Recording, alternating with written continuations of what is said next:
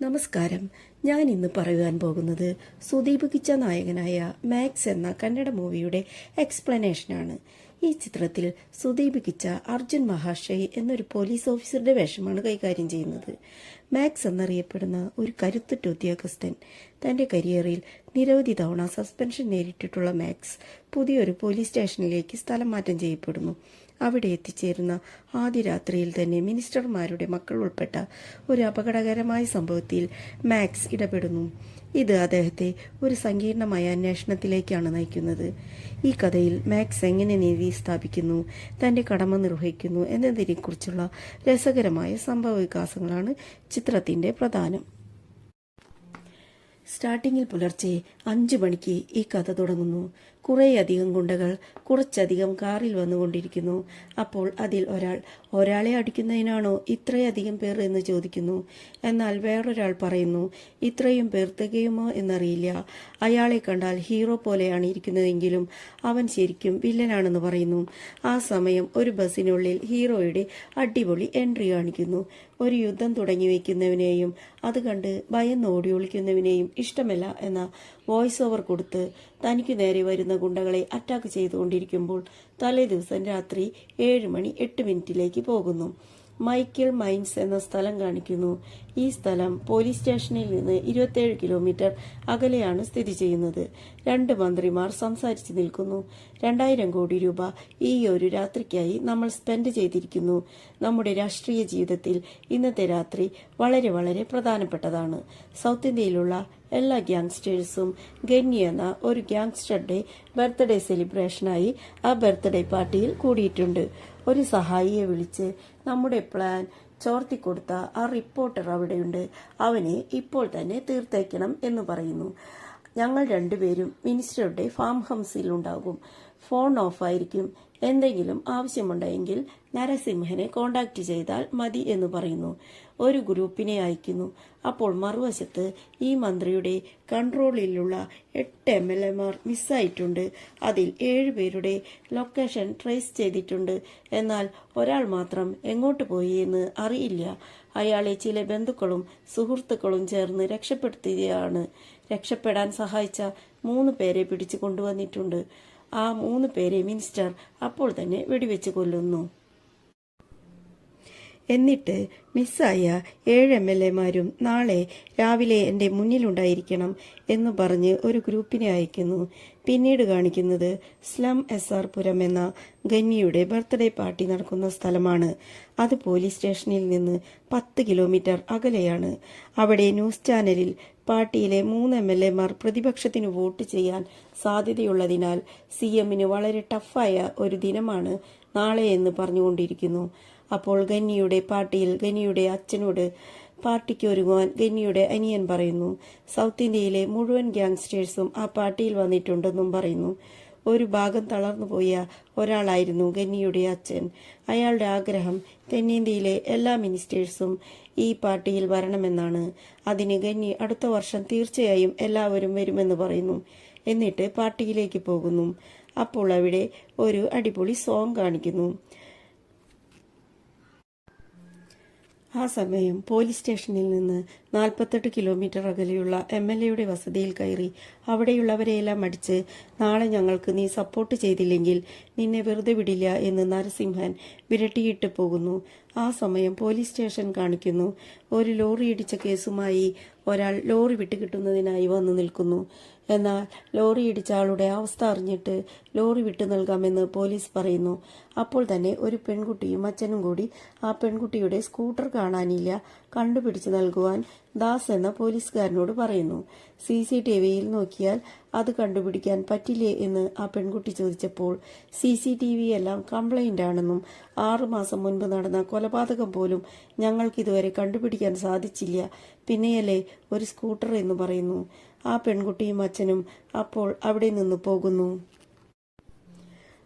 അപ്പോൾ അവിടെയുണ്ടായിരുന്ന രാഘവൻ എന്ന പോലീസുകാരൻ എല്ലാ ഫയലും ഇൻസ്പെക്ടറുടെ ടേബിളിൽ വെക്കാൻ പറയുന്നു.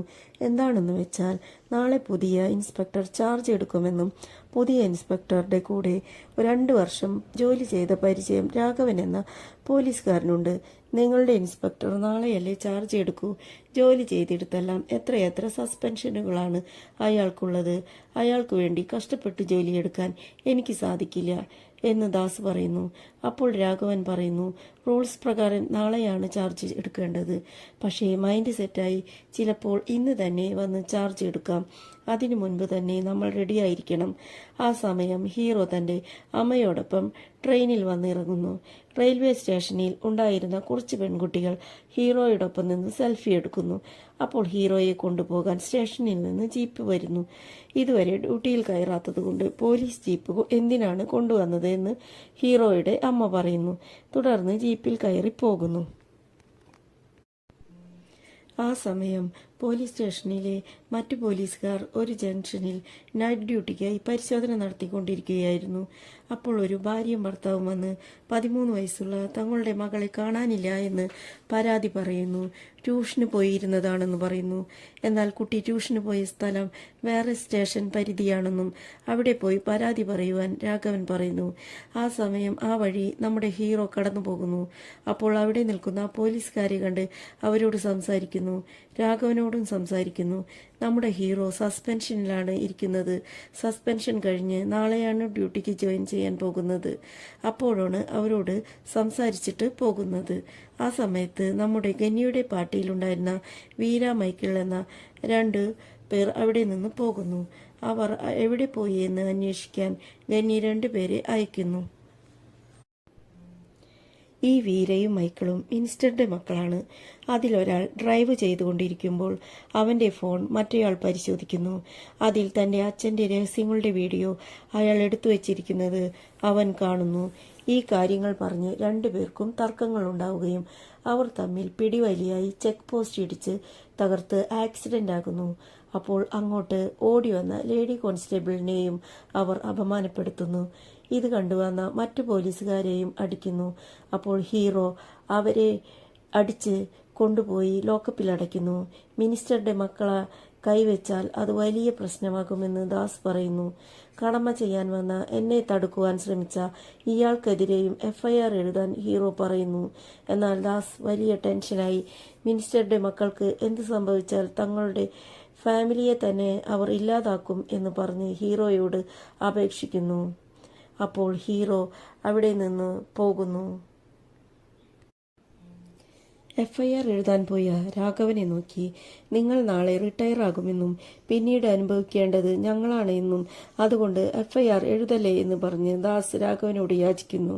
അപ്പോൾ രാഘവൻ അത് ശ്രദ്ധിക്കാതെ ലേഡി പോലീസിനോട് ഡ്രസ് മാറി വരാൻ പറയുന്നു. കാരണം ഹീറോ എപ്പോൾ വേണമെങ്കിലും സ്റ്റേഷനിലേക്ക് വരാം എന്ന് പറഞ്ഞ് ബാക്കിയുള്ളവർക്ക് ഓരോരോ ജോലി കൊടുക്കുന്നു. അപ്പോൾ ഓരോരുത്തരായി പോകുന്നു. ആ സമയം സ്റ്റേഷനിൽ രാഘവനും ദാസും മാത്രമാകുന്നു. ഞാൻ FIR എഴുതില്ല എന്ന് പറഞ്ഞ് ദാസ് അവിടെ നിന്ന് പോകുന്നു. ലോക്കപ്പിലുണ്ടായിരുന്ന മിനിസ്റ്ററുടെ മക്കൾ പരസ്പരം ഓരോന്ന് പറഞ്ഞ് തർക്കിക്കുന്നു.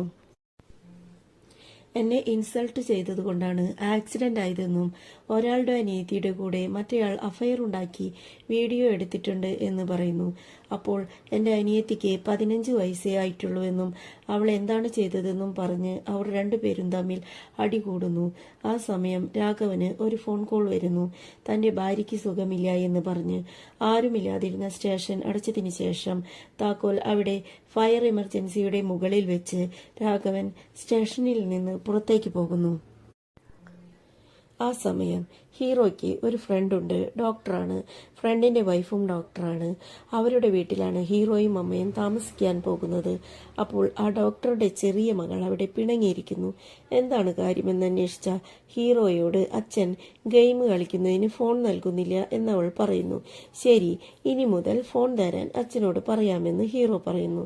തന്റെ ഫ്രണ്ടും മകളും അവിടെ നിന്ന് പോയതിനു ശേഷം തന്റെ അമ്മയെ അവിടെ താമസിക്കുവാൻ ഹീറോ അയക്കുന്നു. ആ സമയം ഹീറോയെ അവിടേക്ക് കൊണ്ടുവന്ന പോലീസ് ഡ്രൈവർ ജോർജ് തന്റെ മൊബൈലിൽ തന്റെ മക്കളുടെ ഫോട്ടോ കാണിക്കുന്നു. താൻ വേറെ സ്റ്റേഷനിൽ ജോലി ചെയ്തിരുന്ന സമയം അവിടെ ഇൻസ്പെക്ടറും താനും ചേർന്ന് ഒരു മിനിസ്റ്റർ ഡാനിയലിന്റെ മകനെ അറസ്റ്റ് ചെയ്തുവെന്നും തുടർന്ന് ആ ഇൻസ്പെക്ടറെ അന്ന് തന്നെ കൊലപ്പെടുത്തിയെന്നും തന്റെ ഭാര്യയെ കൊന്ന് തെരുവിൽ കെട്ടിത്തൂക്കിയെന്നും പറയുന്നു. തന്റെ മക്കൾ ഇപ്പോൾ അമ്മയില്ലാതെ കഴിയുന്നുവെന്നും ഞാനും കൂടിയില്ലെങ്കിൽ എൻ്റെ മക്കൾ അനാഥരാകുമെന്നും അതിനാൽ മിനിസ്റ്റേഴ്സിന്റെ മക്കളെ വിടുവാനും ഈ കേസ് എടുക്കലേ എന്നും യാചിക്കുന്നു. അപ്പോൾ പോലീസ് സ്റ്റേഷനിൽ പുറത്തേക്ക് പോയ പോലീസ് എല്ലാം തിരിച്ചു വന്ന് നോക്കുമ്പോൾ സ്റ്റേഷൻ പുറത്തുനിന്ന് പൂട്ടിയിരിക്കുന്നു. എന്താണെന്ന് വെച്ചാൽ രാഘവൻ തന്റെ വൈഫിന് സുഖമില്ലാതെ അങ്ങോട്ട് പോയിരിക്കുകയാണ്. താക്കോൽ ഫയർ എഞ്ചിന് മുകളിൽ വെച്ചിട്ടുണ്ടെന്ന് വിളിച്ചു പറഞ്ഞുവെന്ന് ഒരു പോലീസുകാരി പറയുന്നു. അപ്പോൾ രാഘവൻ അങ്ങോട്ട് വരുന്നു. എല്ലാവരും ഉള്ളിൽ പോയി നോക്കുമ്പോൾ ഷോക്കായി പോയി നിൽക്കുന്നു. ലോക്കപ്പിലുണ്ടായിരുന്ന 2 മിനിസ്റ്ററുടെ മക്കളെ കാണാനില്ല. എല്ലാവരും അവരെ അന്വേഷിക്കുന്നു. എവിടെയും കാണാനില്ല. മുകളിലുണ്ടോ എന്ന് പോയി നോക്കുമ്പോൾ മുകളിലുമില്ല. ചിലപ്പോൾ ആയുധങ്ങൾ വയ്ക്കുന്ന റൂമിലുണ്ടാകുമെന്ന ഒരു ആലോചന വരുന്നു. അവിടെ ധാരാളം ആയുധങ്ങളുള്ള കാര്യം പറഞ്ഞ് എല്ലാവരും ഭയന്ന് പതുങ്ങി പതുങ്ങി ഉള്ളിലേക്ക് പോകുന്നു. അപ്പോഴാണ് വേറെ ഞെട്ടിക്കുന്ന സംഭവം അവർ കാണുന്നത്. 2 പേരും പരസ്പരം അടികൂടി മരിച്ചു പോയിരിക്കുന്നു. രാഘവൻ വളരെ ഫീൽ ചെയ്യുന്നു. ഞാൻ പോകുന്ന സമയം അവർ പരസ്പരം അടികൂടുന്നുണ്ടായിരുന്നു. എന്നാൽ മരിക്കുന്ന വിധത്തിൽ അടികൂടുമെന്ന് ഞാൻ കരുതിയില്ല എന്ന് പറയുന്നു. അപ്പോൾ ദാസ് വളരെയധികം ബഹളം വയ്ക്കുന്നു. ഈ വിഷയം അറിഞ്ഞാൽ മന്ത്രിയുടെ ആൾക്കാർ എല്ലാവരെയും കൊല്ലുമെന്ന് പറയുന്നു. ഈ ടെൻഷനിനിടയിലും ദാസ് എല്ലാവരോടും ഒരു പ്ലാൻ പറയുന്നു. നമുക്കെല്ലാവർക്കും ഇവിടെ നിന്ന് പോകാം. നമ്മൾ ആരെയും അറസ്റ്റ് ചെയ്തിട്ടുമില്ല, കണ്ടിട്ടുമില്ല. ഇത് ഹീറോയുടെ കൺട്രോളിൽ മരിച്ചുപോയതാണെന്ന് വന്നാൽ ഇത് ഹീറോയുടെ വിഷയമായിരിക്കും. പിന്നീട് വരുന്ന എല്ലാ ഭവിഷ്യത്തുക്കളും ഹീറോ ഫേസ് ചെയ്യുമെന്നും എല്ലാവരും ഇവിടെ നിന്ന് പോകാമെന്നും പറയുന്നു. അപ്പോൾ രാഘവൻ ഹീറോയെ ഇൻഫോം ചെയ്യുന്നു. ഹീറോ അപ്പോൾ അങ്ങോട്ട് വരുന്നു. വന്നയുടനെ ഹീറോ ഡെഡ് ബോഡീസ് നോക്കുന്നു. എന്നിട്ട് എല്ലാവരെയും വഴക്കു പറയുന്നു. എന്നിട്ട് CCTV ഫുട്ടേജ് ചെക്ക് ചെയ്യാൻ പറയുന്നു. CCTV എല്ലാം റിപ്പയർ ആണെന്നും അത് ശരിയാക്കാൻ കംപ്ലൈന്റ് കൊടുത്തിട്ടും ഇതുവരെ ആരും വന്നില്ല എന്നും പറയുന്നു.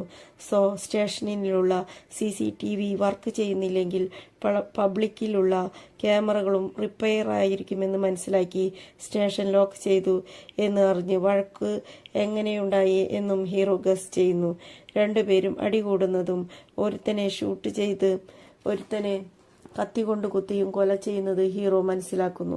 അതിനാൽ FIR എഴുതാൻ ഹീറോ പോകുമ്പോൾ എല്ലാ പോലീസുകാരും ചേർന്ന് ഞങ്ങൾക്ക് പേഴ്സണൽ ലൈഫ് ഉണ്ടെന്നും FIR ഇട്ടാൽ ഞങ്ങളുടെ ഫാമിലിയെ വരെ അത് ബാധിക്കുമെന്ന് പറഞ്ഞ് ഹീറോയോട് യാചിക്കുന്നു. അപ്പോൾ പുറത്ത് ഭയങ്കര ശബ്ദം കേൾക്കുന്നു. ശബ്ദം എന്താണെന്നറിയാൻ മുകളിൽ പോയി നോക്കുമ്പോൾ ഒരു 50-60 ബൈക്കുകൾ ഭയങ്കര വേഗത്തിൽ അങ്ങോട്ട് വന്നുകൊണ്ടിരിക്കുന്നു. ദേവരാജ് എന്നയാളാണ് അങ്ങോട്ടേക്ക് അവരെ കൊണ്ടുവരുന്നത്. ദേവരാജിന്റെ ഓഫീസ് ഭാഗത്ത് നിന്നാണ് ഹീറോ 2 പേരെയും അറസ്റ്റ് ചെയ്തു കൊണ്ടുവന്നത്. അതുകൊണ്ടാണ് ദേവരാജൻ അങ്ങോട്ടേക്ക് വരുന്നത്. വന്നയുടനെ വലിയ ബഹളം വെച്ച് എല്ലാവരെയും ഉള്ളിലേക്ക് അയക്കാൻ ശ്രമിക്കുന്നു. പേടിച്ച എല്ലാ പോലീസുകാരും ദേവരാജന്റെ ആൾക്കാരെ ഉള്ളിലേക്ക് വിടാതെ തടയാൻ ശ്രമിക്കുന്നു. അപ്പോൾ ഹീറോ അങ്ങോട്ട് വന്ന് ഭയങ്കരമായ ഫൈറ്റ് ഉണ്ടാക്കുന്നു. ഹീറോ എല്ലാവരെയും അടിച്ച് ഓടിക്കുന്നു. എന്നാൽ ദേവരാജന്റെ ആളുകൾ സ്റ്റേഷനിൽ കുറച്ച് ദൂരെ മാറി നിന്ന് സ്റ്റേഷനിൽ എന്ത് നടക്കുന്നുവെന്ന് നോക്കുന്നു. ആ സമയം സ്റ്റേഷനിൽ നിന്ന് 83 കിലോമീറ്റർ ദൂരെയുള്ള ഒരു ഹൗസിൽ ഒളിച്ചിരിക്കുന്ന MLAയെ അടിച്ചു കൊണ്ടുവരികയാണ് നരസിംഹൻ. ദേവരാജൻ നരസിംഹനെ കോൾ ചെയ്ത് ഇവിടെ നടന്ന സംഭവങ്ങൾ പറയുന്നു. അപ്പോൾ നരസിംഹൻ സ്റ്റേഷനിലേക്ക് നേരിട്ട് ഹീറോയോട് സംസാരിക്കുന്നു. അപ്പോഴാണ് ഒരു കാര്യം മനസ്സിലാക്കുന്നത്. നരസിംഹന് ഹീറോ മാക്സ് എന്നയാളാണ് എന്ന്. നരസിംഹനും മാക്സും തമ്മിൽ മുൻപ് ഉടക്കിയിട്ടുള്ളതാണ്. മാക്സ് എന്ന പേര് കേട്ടതും നരസിംഹൻ നടുങ്ങുന്നു. അപ്പോൾ ഒരു തോക്കെടുത്ത് ദൂരെ ദേവരാജന്റെ ഗ്യാങ്ങിനടുത്ത് പോയി താഴെ ഷൂട്ട് ചെയ്യുന്നു. അപ്പോൾ ദേവരാജന്റെ ഗ്യാങ് ഓടിപ്പോകുന്നു. അപ്പോൾ ലൈനിലുള്ള നരസിംഹനോട് പറയുന്നു, പ്രശ്നങ്ങളൊന്നും വേണ്ട എന്ന് കരുതി ആ പയ്യന്മാരെ ഞാൻ അപ്പോഴേ വിട്ടു. അത് അറിയാതെ എത്ര പേരാണ് സ്റ്റേഷനിലേക്ക് വരുന്നതെന്നും നീ ഫോൺ ചെയ്യുന്നു. അവരെ റിലീസ് ചെയ്യുന്നതാണ് എനിക്ക് പ്രശ്നം എന്ന് തോന്നിയാൽ ഞാൻ അവരെ വീണ്ടും പിടിച്ചു കൊണ്ടുവന്ന് നശിപ്പിച്ചു കളയുമെന്ന് ഭീഷണിപ്പെടുത്തുന്നു. നരസിംഹൻ പയ്യന്മാരുടെ ഫോണിലേക്ക് വിളിച്ചു നോക്കുന്നുവെങ്കിലും 2 ഫോണും സ്വിച്ച് ഓഫ് പറയുന്നു. അപ്പോൾ അവർക്കൊരു ഡൗട്ട് വരുന്നു. നോർമലായി പയ്യന്മാർ ഫോൺ സ്വിച്ച് ഓഫ് ചെയ്യാറില്ല. അതിലെന്തോ കുഴപ്പമുണ്ട്. അപ്പോൾ സമയം 1 മണി കഴിഞ്ഞ് 20 മിനിറ്റ് ആകുന്നു. നമ്മുടെ ഹീറോ ഒരു റോഡ് മാപ്പ് വരച്ച് അറസ്റ്റ് ചെയ്ത സ്പോട്ടിൽ നിന്ന് സ്റ്റേഷൻ വരെയും 4 CCTV ക്യാമറ ഉണ്ട്. എന്നാൽ 4ഉം വർക്കിംഗ് കണ്ടീഷനിലല്ല. ഈ സ്റ്റേഷനിലേക്ക് വരുന്നതിന് 2 റൂട്ടുണ്ട്. അതിലൊരു റൂട്ട് ക്രോസ് ചെയ്ത് ഒരു ഫാക്ടറിയിലേക്ക് പോകും. അത് സ്റ്റേഷന്റെ അടുത്ത് തന്നെയാണുള്ളത്. അതാണ് ഡെഡ് എൻഡ്. അത് കടന്ന് ഇങ്ങോട്ട് വരാൻ സാധിക്കില്ല. അതിനാൽ ഈ സ്റ്റേഷനിലേക്ക് 2 റൂട്ട് മാത്രമാണുള്ളത്. ഈ സ്റ്റേഷന്റെ പുറകിൽ ഒരു പഴയ കെട്ടിടമുണ്ട്. അതെന്താണെന്ന് ചോദിച്ചപ്പോൾ അതൊരു പഴയ ചർച്ചാണെന്നും അതിനു പുറകിൽ വഴിയില്ല എന്നും പറയുന്നു. എന്നാൽ അപ്പോൾ അവിടെയുണ്ടായിരുന്ന ഗോവിന്ദ് എന്ന പോലീസുകാരൻ എന്തോ ഒന്ന് പറയാൻ വരികയും പിന്നീട് അത് മറയ്ക്കുകയും ചെയ്യുന്നു. ഈ റൂട്ടിലേക്ക് ആ പയ്യന്മാർ വരണമെങ്കിൽ എന്തെങ്കിലും കാരണമില്ലാതെ വരുമോ എന്ന് ചോദിക്കുമ്പോൾ ആ സ്റ്റേഷന്റെ അടുത്ത് ഒരു ഫാം ഹൗസ് ഉണ്ടെന്നും ആ ഫാം ഹൗസ് മിനിസ്റ്ററുടേതാണെന്നും അവിടെയാണ് അവർ പാർട്ടി നടത്താറെന്നും മനസ്സിലാക്കിയ ഹീറോ ഒരു പ്ലാൻ ചെയ്യുന്നു. കാറിൽ ആ ഡെഡ് ബോഡികൾ വെച്ച് കൊണ്ടുപോയി ആ ഫോറസ്റ്റിൽ ഒരു ഫേക്ക് ആക്സിഡന്റ് നടത്തണമെന്നും ആ ആക്സിഡന്റിൽ 2 പേർ മരിച്ച പോലെയാക്കണം. അവിടെ വെച്ച് ഈ 2 ഡെഡ് ബോഡികളും കത്തിച്ചു കളഞ്ഞാൽ ആർക്കും ഒരു നഷ്ടവുമില്ല. അങ്ങനെ സ്റ്റേഷനിൽ വീണ് കിടക്കുന്ന സാധനങ്ങളെല്ലാം നേരെ എടുത്തു വയ്ക്കാൻ പറയുന്നു. അപ്പോൾ കമ്മീഷണർ രാഘവന് വീഡിയോ കോൾ ചെയ്യുന്നു. റിട്ടയറായി പോകുമ്പോൾ മര്യാദയ്ക്ക് പോകില്ലേ എന്നും അവിടെ എന്തൊക്കെയാണ് നടക്കുന്നതെന്നും അന്വേഷിക്കുന്നു. അപ്പോൾ VCയിലുള്ള കമ്മീഷണറോട് ഫോൺ വാങ്ങി സംസാരിക്കുന്ന ഹീറോ കമ്മീഷണറോട് സംസാരിക്കുമ്പോൾ ഇവിടെയുള്ളവരോട് സംസാരിക്കുന്നത് പോലെ ഇൻഡയറക്ടറായി സംസാരിക്കുന്നു. ഹീറോ ഫോണിൽ സംസാരിച്ചു കൊണ്ടിരിക്കെ ശബ്ദമില്ലാതെ ഓരോരോ വസ്തുക്കൾ ഒതുക്കുവാൻ നിർദ്ദേശം നൽകിക്കൊണ്ടിരിക്കുന്നു. കമ്മീഷണർ ഓരോരോ റൂമുകളായി കാണിക്കുവാൻ പറയുന്നു. അവിടെ ആ പയ്യന്മാർ ഉണ്ടാകുമെന്ന് കരുതിയാണ് കമ്മീഷണർ അങ്ങനെ പറയുന്നത്. ഓരോരോ റൂമിലേക്കും ഹീറോ പോകുമ്പോഴും അവിടെ പോലീസുകാർ സ്റ്റേഷൻ വൃത്തിയാക്കിക്കൊണ്ടിരുന്നു. അങ്ങനെ എല്ലാ റൂമുകളും തനിയെ തനിയെ കാണിച്ചു കൊടുത്തു.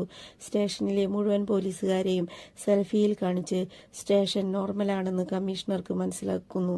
അപ്പോൾ കമ്മീഷണറുടെ കൂടെ വീഡിയോ കോളിൽ നരസിംഹനും ഉണ്ടായിരുന്നു. സ്റ്റേഷൻ നോർമലാണെന്ന കാര്യം നരസിംഹനും മനസ്സിലാകുന്നു. അപ്പോഴും നരസിംഹന് ഡൗട്ടുണ്ടായിക്കൊണ്ടിരുന്നു. അവരെ വിട്ടുവെങ്കിൽ എന്തിനാണ് ഇങ്ങനെ ഒരു ഗെയിം കളിക്കുന്നത് എന്ന് ചിന്തിക്കുന്നു. ഇതിലെന്തോ ഉണ്ടെന്ന് പറഞ്ഞ് കമ്മീഷണറോട് ചൂടാകുന്നു. MLA അന്വേഷിക്കേണ്ടത് കൊണ്ടാണ്, അല്ലെങ്കിൽ ഞാൻ തന്നെ സ്റ്റേഷനിൽ പോയി അവരെ അടിച്ച് പയ്യന്മാരെ കൊണ്ടുവന്നേനെ എന്ന് പറയുന്നു. ഇനി ഞാൻ തന്നെ എന്തെങ്കിലും ചെയ്യാമെന്ന് പറഞ്ഞ് നരസിംഹൻ തന്നെ തനിച്ച് പ്ലാൻ ചെയ്യുന്നു. ഹീറോ 2 ലേഡി പോലീസുകാരെ വിളിച്ച് സ്റ്റേഷന്റെ 2 സൈഡിലും പോയി നിന്ന് ആരെങ്കിലും വരുന്നുണ്ടോ എന്ന് നോക്കാൻ പറഞ്ഞിട്ട് ഡെഡ് ബോഡികൾ ഷിഫ്റ്റ് ചെയ്യുന്ന പ്രോസസ്സിലേക്ക് കടക്കുന്നു. ആ നേരത്ത് കുറേയേറെ ബൈക്കുകൾ അങ്ങോട്ട് വരുന്നു. ഇത് കണ്ട് 2 ലേഡി കോൺസ്റ്റബിൾസ് വേഗം വന്ന് ആ കാര്യം പറയവേ 2 പേരും പോയി ആരും വരാത്ത വിധത്തിൽ ധാരാളം ബൈക്കുകൾ അവിടെ ചുറ്റിക്കൊണ്ടിരിക്കുന്നുവെന്നും ഈ പയ്യന്മാർ ലോക്കൽ റൈഡേഴ്സ് ആണെന്നും അവരുടെ മേൽ ധാരാളം ക്രിമിനൽ കേസ് ഉണ്ടെന്നും നമ്മുടെ ഹീറോ മനസ്സിലാക്കുന്നു.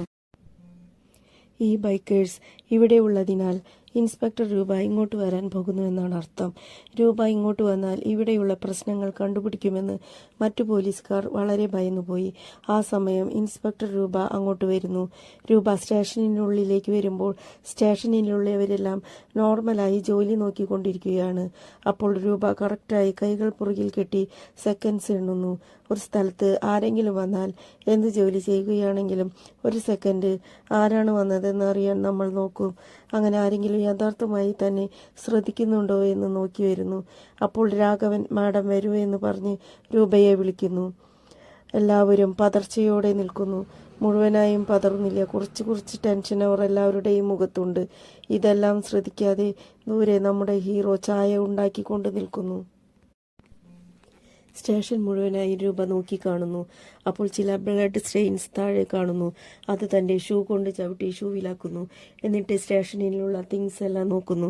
എല്ലാം നോർമലായിട്ടാണ് ഇരിക്കുന്നത്. അപ്പോൾ ചായ കൊണ്ടുവന്ന് ഹീറോ എല്ലാവർക്കും കൊടുക്കുന്നു. രൂപയ്ക്കും കൊടുക്കുന്നു. ശരി, ഞാൻ പോകുന്നു എന്ന് പറഞ്ഞ് രൂപ പോകാനിറങ്ങിയപ്പോൾ മഴ കാരണം പോകാൻ പറ്റാതെ നിൽക്കുന്നു.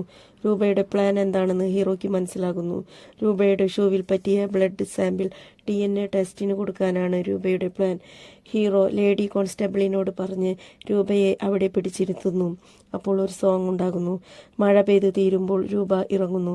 അപ്പോൾ സ്റ്റേഷന് മുൻപിൽ കെട്ടിനിന്ന മഴവെള്ളത്തിൽ ചവിട്ടി രൂപയുടെ ഷൂവിലെ ബ്ലഡ് സാമ്പിൾ പോകുന്നു.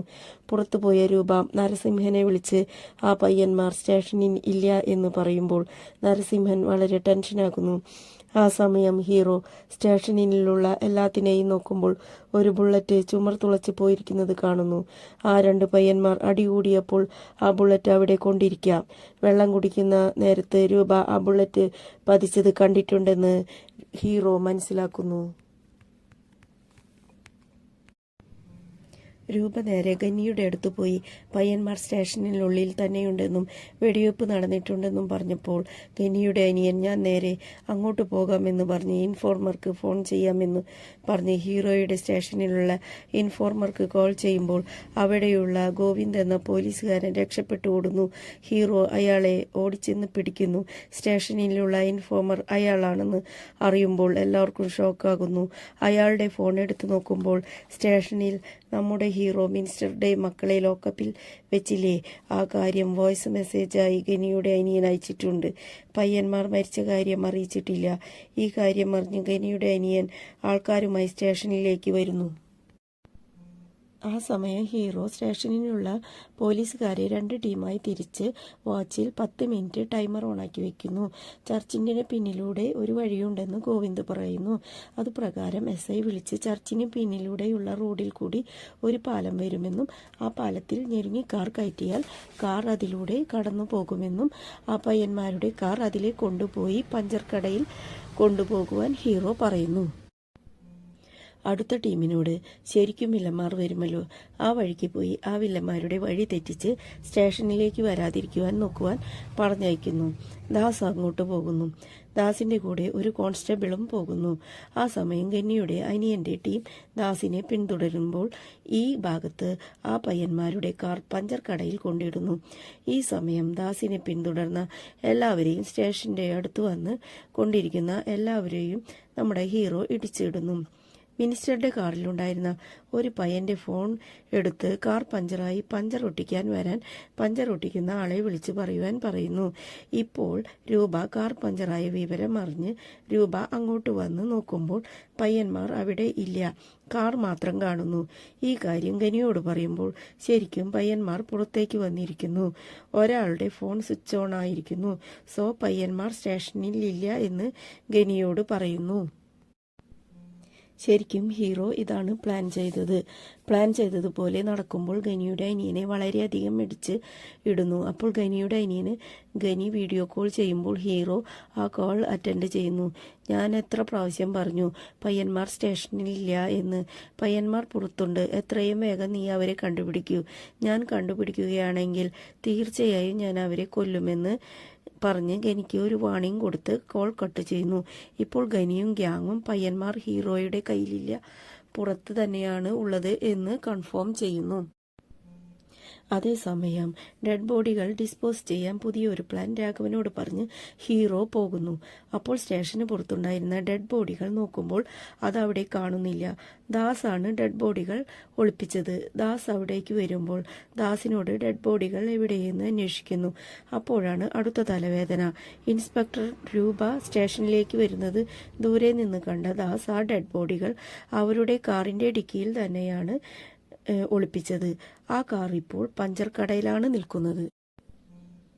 കാർ നോക്കാൻ വന്ന രൂപ ഇപ്പോൾ ആ കാറിന്റെ മുകളിലാണ് ഇരിക്കുന്നത്. അവിടെ നിന്ന് വന്നുകൊണ്ടിരിക്കുന്ന ഹീറോയോട് കാര്യം പറയവേ, ഒരു യുദ്ധം നയിക്കുന്ന സേനാപതിയെക്കാളും ശക്തിയും ബുദ്ധിയും പിന്നിൽ നിൽക്കുന്ന പടയാളികൾക്കുണ്ടാവണമെന്നില്ല. ഉണ്ടായിരുന്നുവെങ്കിൽ ഒരു യുദ്ധത്തിനും ഹരമുണ്ടാവുമായിരുന്നില്ല. ചരിത്രം അത് ഓർമ്മയിൽ വയ്ക്കുകയുമില്ലായിരുന്നു എന്ന വോയിസ് ഓവറോടുകൂടി ഹീറോ കാറിൽ ഇരിക്കുന്നത് കാണിക്കുന്നു. അപ്പോൾ ഇന്റർവെൽ. ഇടവേളയ്ക്ക് ശേഷം പുലർച്ചെ 1:20 മണിക്ക് ഹീറോയ്ക്ക് മെസ്സേജ് ലഭിക്കുന്നു. ദാസിനെയും മറ്റൊരാളെയും ആ പഞ്ചർ കടയിലേക്ക് അയക്കുന്നു. അവിടെ എന്ത് നടന്നാലും അപ്പോൾ അറിയിക്കാൻ പറയുന്നു. ആ സമയം 13 വയസ്സുള്ള ഒരു കുട്ടിയെ കാണുന്നില്ല എന്ന് പരാതി പറയുവാൻ ഒരച്ഛനും അമ്മയും വന്നില്ലേ. അവർ അവരുടെ അടുത്തുള്ള സ്റ്റേഷനിൽ പരാതി കൊടുക്കുവാൻ വരുന്നു. എന്നാൽ രാവിലെ വരാൻ പറഞ്ഞ് അവരെ തിരിച്ചയക്കുന്നു. എന്നാൽ പെൺകുട്ടിയുടെ അച്ഛൻ തളർന്നു വീഴാൻ പോകുന്നു. ആ സമയം ഒരു ലേഡി അങ്ങോട്ട് വന്ന് എൻ്റെ ഭർത്താവും പോലീസിലാണ് ജോലി ചെയ്യുന്നതെന്നും അവിടെ പോയി കംപ്ലൈൻറ്റ് കൊടുക്കാമെന്നും അവർ ഹോസ്പിറ്റലിലാണ് ജോലി ചെയ്യുന്നതെന്നും ഹോസ്പിറ്റലിലേക്ക് പോകാമെന്നും പറയുന്നു. ഈ സമയം SIയെ വേറെ ഭാഗത്തേക്ക് അയച്ച് മിനിസ്റ്ററുടെ മക്കളിൽ ഒരാളുടെ ഫോൺ എടുത്ത് അത് ഓൺ ചെയ്യുവാൻ പറയുന്നു.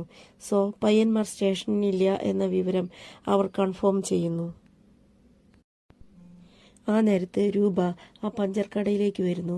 അവിടെ ഗനിയും വരുന്നുണ്ട്. ഗനിയുടെ അനിയൻ ഹോസ്പിറ്റലിൽ അഡ്മിറ്റ് ആയിട്ടുണ്ട്. എന്നെ മാനം കെടുത്തുവാനിരിക്കുന്നല്ലോടാ എന്ന് പറഞ്ഞ് ഗനി ദേഷ്യത്തിൽ നിൽക്കുന്നു. അപ്പോൾ പഞ്ചർ അടയ്ക്കാൻ വരുന്ന ആൾ സ്റ്റെപ്പിനി ഉണ്ടോ എന്ന് നോക്കാൻ കാറിൻ്റെ ഡിക്കി ഓപ്പൺ ചെയ്ത് നോക്കുന്നു. അവിടെ ഡെഡ് ബോഡികളും കാണുന്നു. എന്നാൽ അയാൾക്ക് മിനിസ്റ്ററുടെ മക്കളെ അറിയാത്തതുകൊണ്ട് ആരോ 2 പേര് ഗനിയും ടീമും കൊല ചെയ്ത് ഡിക്കിയിൽ വെച്ചിരിക്കുന്നതാകാമെന്ന് കരുതി ഡിക്കി ക്ലോസ് ചെയ്ത് പഞ്ചർ ഒട്ടിച്ച് കാർ കൊടുക്കുന്നു.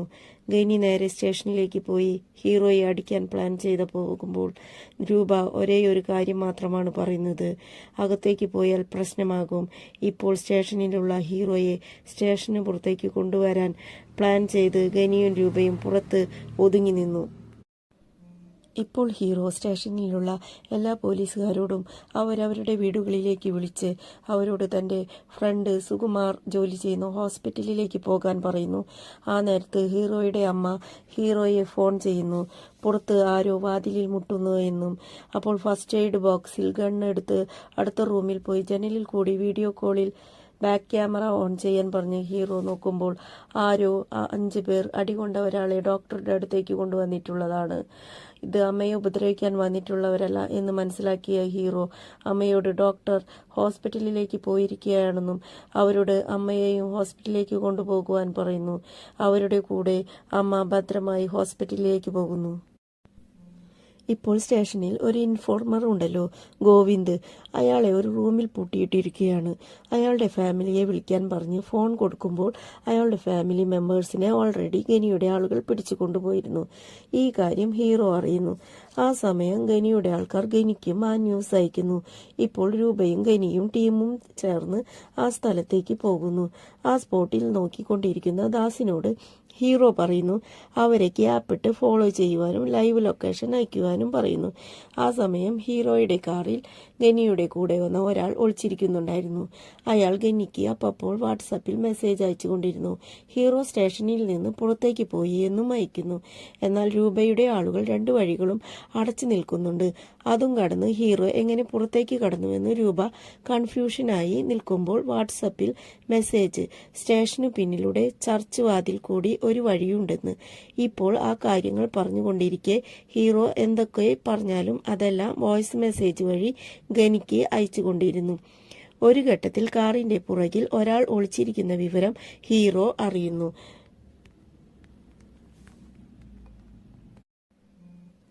മിററിൽ കൂടി പുറകിലേക്ക് നോക്കി ഹീറോ രാഘവനോട് പറയുന്നു നമ്മുടെ കസ്റ്റഡിയിലുള്ള പയ്യന്മാരെ കൊന്നുകളയാമെന്ന്.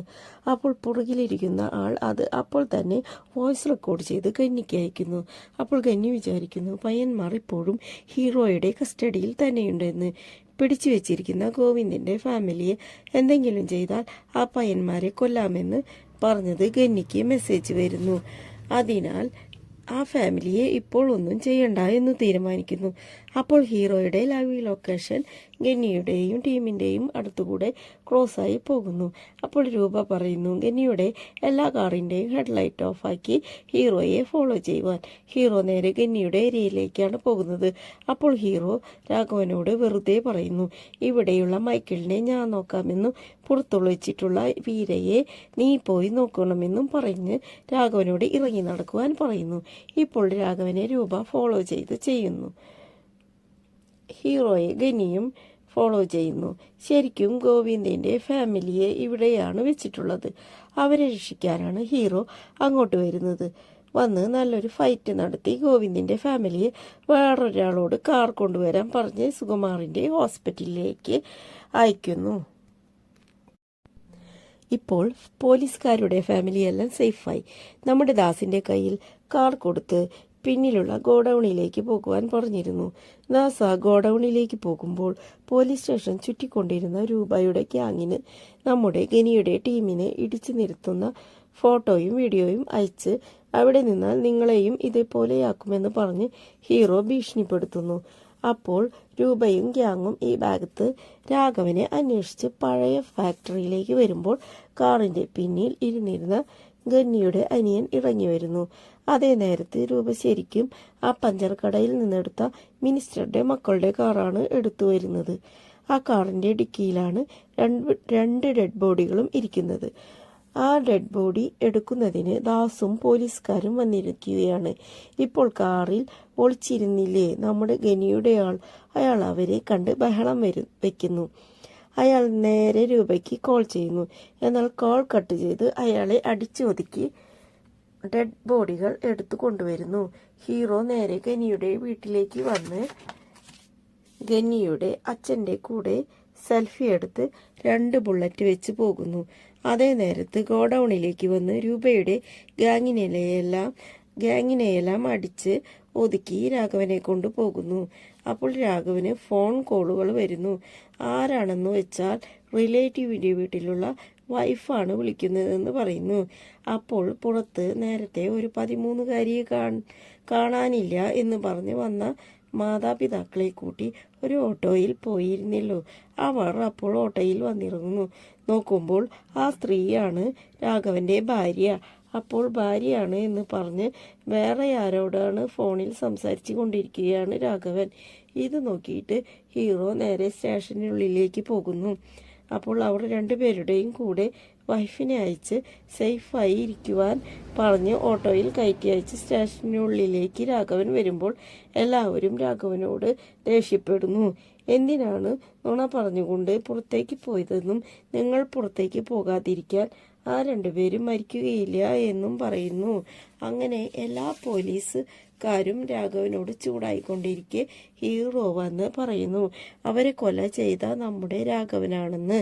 എന്തിനാണ് രാഘവൻ അവരെ കൊന്നതെന്നും നിങ്ങൾ തെറ്റ് ചെയ്യുന്ന ആളല്ല എന്നും തീർച്ചയായും ഇതിന് പിന്നിൽ ഒരു കാരണമുണ്ടായി എന്നും ആ കാരണം എന്താണെന്ന് രാഘവനോട് ഹീറോ ചോദിക്കുന്നു. അത് കേട്ട് എല്ലാവരും അത്ഭുതപ്പെടുന്നു. അപ്പോൾ ഫ്ലാഷ് ബാക്ക് കാണിക്കുന്നു. 2 പേരെയും ലോക്കപ്പിൽ അടച്ചതിന് ശേഷം ദാസ് പുറത്തേക്ക് പോകുന്നു. അപ്പോൾ രാഘവൻ അവരുടെ കാറിന്റെ ഡിക്കി ഓപ്പൺ ചെയ്തു നോക്കുന്നു.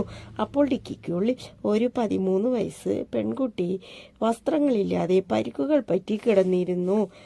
അവളെ ഒരു തുണി കൊണ്ട് മറിച്ച് ആ കുട്ടിയെ ഹോസ്പിറ്റലിലേക്ക് കൊണ്ടുപോകുന്നതിനായി ഫസ്റ്റ് എയ്ഡിന്റെ അടുത്തേക്ക് കൊണ്ടുപോകുമ്പോൾ ആ കുട്ടി ക്രൂരമായി റേപ്പ് ചെയ്യപ്പെട്ടിരിക്കുന്നു എന്ന് മനസ്സിലാക്കുന്നു. അടുത്തുള്ള ഒരു ഫസ്റ്റ് എയ്ഡിൽ കുട്ടിയെ അഡ്മിറ്റാക്കുന്നു. കുട്ടിയെ ICUവിൽ കിടത്തിയാലേ ശരിയാകൂവെന്ന് അവിടുന്ന് അറിയിച്ചുകൊണ്ടിരുന്നു. ആ സമയം ലോക്കപ്പിലുണ്ടായിരുന്ന പയ്യന്മാർ പരസ്പരം അടിച്ചുകൊണ്ടിരുന്നു. അവിടെ വന്ന് ആരാണ് ആ പെൺകുട്ടി എന്ന് അന്വേഷിക്കുന്നു. അപ്പോൾ അവർ രാഘവനെ അടിക്കുന്നു. എന്നിട്ട് ഓരോരുത്തരും മാറി മാറി ഷൂട്ട് ചെയ്തും കുത്തിയും മരണപ്പെടുന്നു. ഈ കാര്യങ്ങൾ പറഞ്ഞ് രാഘവൻ എന്നെ രക്ഷിക്കണമെന്ന് പറഞ്ഞ് അപേക്ഷിക്കുന്നു. എല്ലാ പോലീസുകാരും രാഘവന് സപ്പോർട്ടായി നിൽക്കുന്നു. അപ്പോൾ ഹീറോ പ്ലാനിൽ ഒരു ചേഞ്ചും ഇല്ല എന്നും ഇപ്പോൾ ആ പെൺകുട്ടിയെ തൻ്റെ സുഹൃത്തിൻ്റെ ഹോസ്പിറ്റലിൽ എത്തിക്കുവാൻ പറയുന്നു. ആ കുട്ടിയെ അപ്പോൾ തന്നെ ഹോസ്പിറ്റലിൽ കൊണ്ടുപോകുന്നു. അപ്പോൾ അവിടെ അടിച്ച് ഇട്ടിരുന്ന ഗോവിന്ദിനെ തൻ്റെ ഫാമിലിയെ രക്ഷിക്കണമെന്ന് പറഞ്ഞപ്പോൾ അവിടെ ഉണ്ടായിരുന്ന ലേഡി കോൺസ്റ്റബിൾ തുറന്നുവിടുന്നു. ഗോവിന്ദ് നേരെ ഗന്നിയുടെ കയ്യിലകപ്പെടുന്നു. ഗോവിന്ദിന്റെ ഫാമിലിയെ ഹീറോ രക്ഷിച്ച വിവരം അവർ അറിഞ്ഞിരുന്നില്ല. ഇപ്പോൾ ഗോവിന്ദിനെ രക്ഷപ്പെടുത്താൻ ഹീറോ നേരെ അവരെ വീഡിയോ കോൾ ചെയ്ത് ഞാൻ തന്നെയാണ് ആ പയ്യന്മാരെ കൊന്നതെന്ന് പറയാതെ പറയുന്നു. അപ്പോൾ നരസിംഹനും ഗന്നിയുടെ ഗ്യാങ്ങും ചേർന്ന് ഹീറോയെ കൊല്ലാൻ വരുന്നു. അപ്പോൾ വഴിയിൽ വെച്ച് അവിടേക്ക് വന്നിരുന്നവരെ ഹീറോ ഭയങ്കരമായി അടിക്കുന്നു. അപ്പോൾ കുറേശ്ശെ നേരം വിളിക്കുന്നു. കാര്യം അറിഞ്ഞ് 2 മിനിസ്റ്റേഴ്സും അങ്ങോട്ട് വരുന്നു. വന്ന് സ്റ്റേഷനിലുള്ള എല്ലാവരെയും അടിക്കുന്നു. നരസിംഹനും അങ്ങോട്ട് വന്ന് ഭയങ്കരമായ അടി നടക്കുന്നു. ഹീറോയെ ഗൺ പോയിന്റിൽ വെച്ച് 2 മിനിസ്റ്റേഴ്സും ഭീഷണിപ്പെടുത്തുന്നു. ആ സമയം ഡ്രോൺ മൂലം എല്ലാ ന്യൂസ് ചാനലുകളും ലൈവായി വരുന്നു. അപ്പോൾ CMന്റെ അടുത്ത് നിന്ന് 2 മിനിസ്റ്റേഴ്സിനും ഫോൺ വരുന്നു. നിങ്ങൾ എന്താണ് അവിടെ ചെയ്യുന്നത്? നിങ്ങളെ 2 പേരെയും ഡിസ്മിസ് ചെയ്യുക മാത്രമല്ല ചെയ്യുന്നതെന്നും അറസ്റ്റ് ചെയ്യാൻ ഓർഡറിൽ സൈൻ ചെയ്യുക കൂടി ചെയ്തിട്ടുണ്ടെന്ന് പറയുന്നു. എന്താണെന്ന് വെച്ചാൽ ആ MLAമാരെ വെച്ച് കളിക്കുന്ന ആ പയ്യന്മാരിൽ ഒരാളുടെ മൊബൈലിലുണ്ടായിരുന്ന വീഡിയോസ് CMന് അയച്ചു കൊടുത്തിട്ടുണ്ടായിരുന്നു ഹീറോ. അവർ 2 പേരും ചെയ്തു വരുന്ന എല്ലാ കാര്യങ്ങളും CM അറിഞ്ഞിരിക്കുന്നു. ഇപ്പോൾ എല്ലാവരെയും അറസ്റ്റ് ചെയ്യുന്നു. കൂടെ ഇൻസ്പെക്ടർ രൂപയെയും അറസ്റ്റ് ചെയ്യുന്നു. ആ പയ്യന്റെ ഫോണിലെ എല്ലാ വിവരങ്ങളും ഹീറോ CMന് അയച്ചിട്ടില്ല. എന്ത് വിവരങ്ങളാണോ CM അറിയേണ്ടത് അത് മാത്രമാണ് അയച്ചിട്ടുള്ളത്.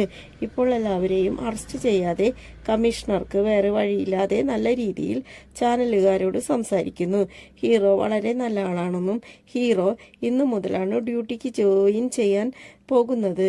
2 മിനിസ്റ്റേഴ്സിന്റെ മക്കളെയും ആ മിനിസ്റ്റേഴ്സ് തന്നെയാണ് കടത്തിക്കൊണ്ട് പോയി വെച്ചിരിക്കുന്നതെന്നും ആ പയ്യന്മാരെ കണ്ടെത്തുന്നതിനായി ഒരു അന്വേഷണ ടീമിനെ വെച്ചിട്ടുണ്ടെന്നും ഹീറോയെ പറയാതെ ഭീഷണിപ്പെടുത്തുന്നു. നിങ്ങളുടെ വീഡിയോയും എൻ്റെ കയ്യിലുണ്ടെന്ന് ഹീറോ പറയുന്നു. എന്നിട്ട് ഞാൻ ആദ്യത്തെ പോലെയല്ല, നന്നായി മാറി എന്ന് തിരിച്ചും കമ്മീഷണറോട് ഭീഷണിപ്പെടുത്തുന്നു. ഫസ്റ്റ് സീനിൽ രാഘവനെ വന്ന് കണ്ട് ഒരു ലോറി ഓണർ ലോറി തിരികെ തരുവാൻ ചോദിച്ചിരുന്നില്ലേ? ആ ഓണർ വന്ന് ലോറി കൊണ്ടുപോകുന്നു. അപ്പോൾ ആ മിനിസ്റ്റേഴ്സിന്റെ മക്കളുടെ ബോഡി എവിടെയെന്ന് മറ്റു പോലീസുകാർ ഹീറോയോട് ചോദിക്കുന്നു. ഏത് മിനിസ്റ്റേഴ്സ്, ഏത് പയ്യന്മാർ എന്ന് ചോദിച്ച് ഹീറോ പോകുന്നു. അപ്പോൾ ഫ്ലാഷ് ബാക്ക്. ആ 13 വയസ്സുകാരി കുട്ടി ഹോസ്പിറ്റലിൽ കിടക്കുന്നു. ആ കുട്ടി അനുഭവിച്ച ക്രൂരതകളെല്ലാം മനസ്സിലാക്കി. ആക്സിഡന്റിൽ സീസ് ചെയ്ത ലോറിയുണ്ടല്ലോ, അത് ഒരു കെമിക്കൽ ലോറിയായിരുന്നു. ആ ലോറിയിലാണ് മിനിസ്റ്ററുടെ മക്കളുടെ ഡെഡ് ബോഡികൾ ഇട്ട് ഡിസ്പോസ് ചെയ്തിരിക്കുന്നു. ആ കെമിക്കൽ ബോഡിയെ ഫുള്ളായി നശിപ്പിക്കും. ഇപ്പോൾ രാഘവന്റെ യാത്രയപ്പ് പരിപാടിക്ക് എല്ലാവരും റെഡിയാകുവാൻ ഹീറോ പറഞ്ഞ് പോകുമ്പോൾ ഈ മൂവി ഇവിടെ കഴിയുന്നു.